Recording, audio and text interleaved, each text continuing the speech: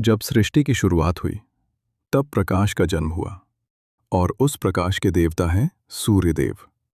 लेकिन क्या आप जानते हैं, सूर्यदेव केवल प्रकाश देने वाले देवता ही नहीं बल्कि एक विशाल परिवार के मुखिया भी हैं, जिनके पुत्र हैं यमराज और शनिदेव। सूर्यदेव का जन्म हुआ महान ऋषि कश्यप ऋषि और माता अदिति के घर।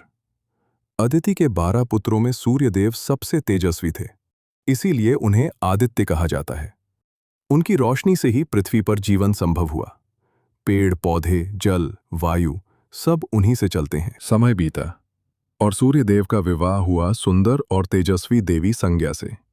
लेकिन एक समस्या थी, सूर्यदेव का तेज इतना अधिक था कि संज्ञा उसे सह नहीं पा रही थी।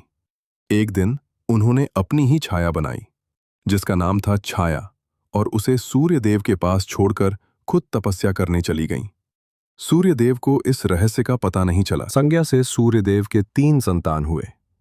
मनु, मानव जाति के प्रथम राजा; यमराज, मृत्यु के देवता; यमुना, पवित्र नदी, वहीं छाया से जन्म हुआ; शनिदेव, कर्मों का न्याय करने वाले; ताप्ती, एक पवित्र नदी।